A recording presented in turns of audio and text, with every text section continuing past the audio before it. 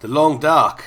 It has been a long, dark 50 days, but I have made it, and I'm just about to come up on my 50th day.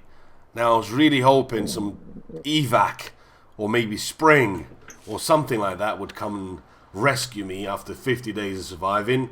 I'm kind of getting to that stage that there is no more resources on the map for you to survive with. And it's not the resources that really bother you that much, is the tinder, for you to start your fires with and stuff like that, because you can always hunt deer, hunt wolf and boil water and all that, and that'll keep you going. One of the major things that you need to remember in this game is that once you found everything that you need to find and you take them to your cabin, the way I've done it is I based myself at the lake cabin, which was the camp office. I went to the dam, brought everything, dumped everything in the dam, from the dam, dumped everything in the office. Then I went and did the whole lake, did the same thing, went to another one, and so on and so forth. And eventually I had about 60, 70 pounds worth of gear, or kilos worth of gear in that one house. And then I started moving that to the trapper's cabin, because those areas always yield a couple of deer around there, so you can just come out of your cabin, just shoot him, and then take all that meat. And you can get about 9.3, let's just say for the sake of the argument, 9 kilos of meat out of it. Now, 9 kilos of meat, if you cook that right away, that will give you 9,000 calories. Now, you burn 75 calories per hour that you sleep. So that will give you many, many days to survive. If you work it out, out of 10 hours, you burn 750 calories.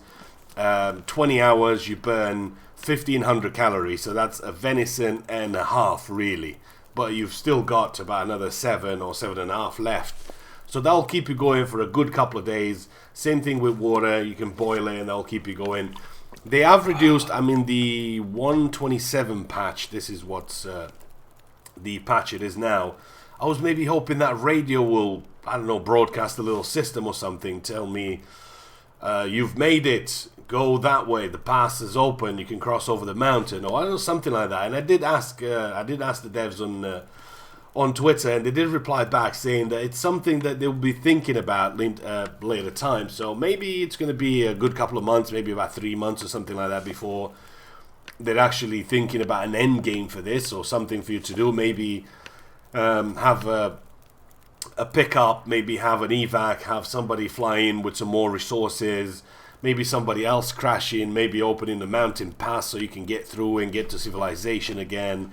I don't know, there's many things that I would like to see happen in this game. I think it's one of the best little games I've played in a long time. There's nothing really to it. It's survival to the death. That's all you have to do is survive. And you have to make it. You have to count your calories. You don't have to make rash decisions. You just have to be on your tiptoes all the time and making sure that you're going to do it right. You can eat a little bit of meat that's raw. You don't always have to cook it. You just need to have antibiotics. And most of my playthroughs that I've done, I found loads of antibiotics around. There's not really been a shortage of antibiotics for me. And if you do get food poisoning, then all you have to do is just drink a bit of water, which is like, I think 2 liters of water, and have 12 hours of sleep. And that's it. You'll be back being 100% healthy again. Although I wouldn't really recommend you getting sick, but it's part of life, and sometimes you might be running out of wood and you have to do what you got to do, but that's just the way it is. But in a survival aspect of the game, I think the game's brilliant what it does. It's pretty cool the way they've got it worked out. The resources are pretty scarce, but you can make it if you really want to. I would like to see a lot more updates in the game. I would like to see more things happening in the game and just more of a choice for you to do, because if you really rush the locations, within 3 to 4 days you'd have had everything done. That's providing you're going to go into a cabin and sleep and eat and drink just for you to be at 100% before you leave. Now, the next order of business is that little bunker that you saw in the trailer, that little hatch in the snow somewhere. Now, apparently that's very, very random. It spawns randomly for everybody. So this is me leaving the forestry lookout. I'm just going to speed this up a little bit so it makes it a bit quicker. And once you get down to clearcut, then that is where you would find the bunker. Obviously, the stuff that you find in the bunker, again, it's random. You're not always going to guarantee be guaranteed to get the same thing, but nevertheless I will show you a rough idea where I found mine. Now it's probably not always going to be there because it's random. As far as I can hear, it's random, and you need to find this differently in different playthroughs. It's going to be in different places. So let's get a little bit of that meat. Now you can see that's clear cut, and if I go straight up the hill, you can see there's a fallen log to the right, and there's another fallen tree to the left, and the ground looks a little bit like a snowboarder's half pipe. So once you've seen that, you're in the right place. I mean, this is clear cut, really. You can't mess this up. There's on the other side, just to my right, as you're looking at the screen right now, it kind of looks the same thing. But once you get to the top, you'll know where you are. You find these trees and everything being knocked down here, and it's pretty easy to find. Once you get up here, you can't miss it because you'll know, wait, I've seen a couple of trees that have been knocked down. I can't go wrong with this.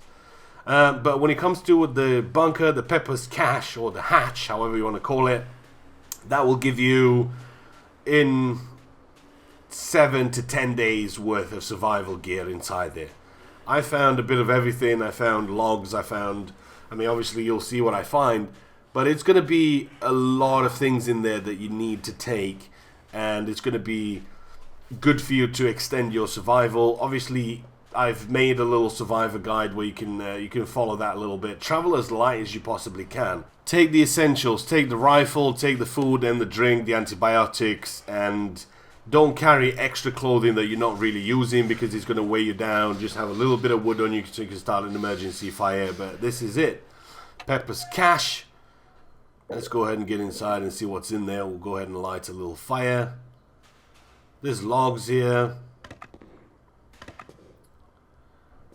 Cabinet. Let's go ahead and pop that flare.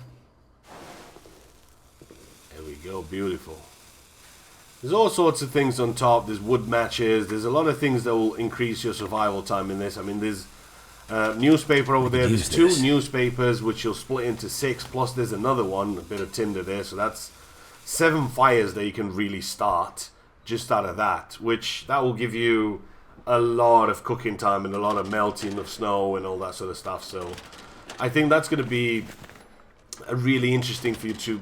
I would have moved there and I would have lived there if there was a place for you to actually make a fire. You can see I already have a lot of stuff on me because I just took a lot of the stuff with me because I was thinking if it's here, I'm going to move into it from the trapper's cabin. But as you can see, there's another newspaper there, so that's 10 days worth of fire. Sorry, 10 fires I can start. Beef jerky, there's metal containers. Let's put that there. There we go.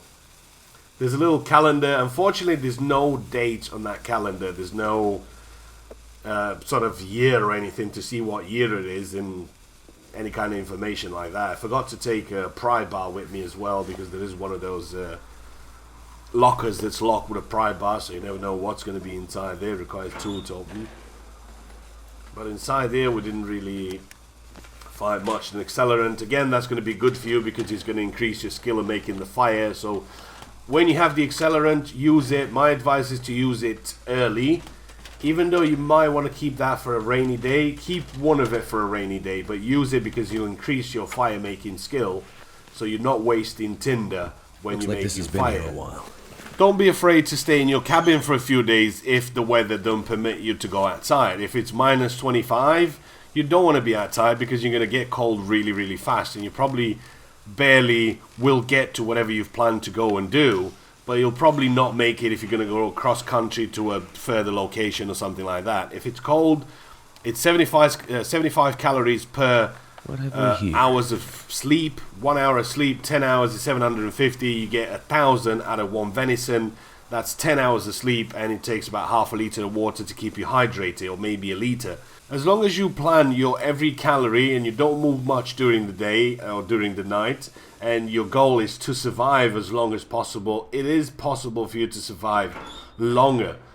All you have to do is make sure you do things the right way. You don't waste calories. You don't just go ahead and run around. Obviously, running, you're going to use more calories than you would do by walking. Even though a lot of people don't feel like, I'm not just going to walk to there because I'm going to save 150 calories or something like that. One of the other major things that is changed in the game is foraging for wood. Foraging for wood to me personally, it feels like you get a little bit more every time you forage, and they've reduced that. It used to cost about 400 calories for you to forage for wood for each hour. They've reduced that to 300 calories. So if you forage for 2 hours for wood and you get 4 reclaimed wood out of it, then you should be good to go. For you to get that fire going, cook some of that meat, boil some of that, melt some of that snow, boil some of that water, and you should be good to survive a few days more. After all, it's all about the survival. Take your time and you'll go a long way. Just don't make rash decisions. Hopefully you guys have enjoyed the gameplay. I'm going to have some Shadow of Mordor gameplay for you guys as soon as the game's released. Hopefully you enjoyed it. Don't forget to subscribe, give it a thumbs up, post a comment, and I will see you guys in the next one. Out.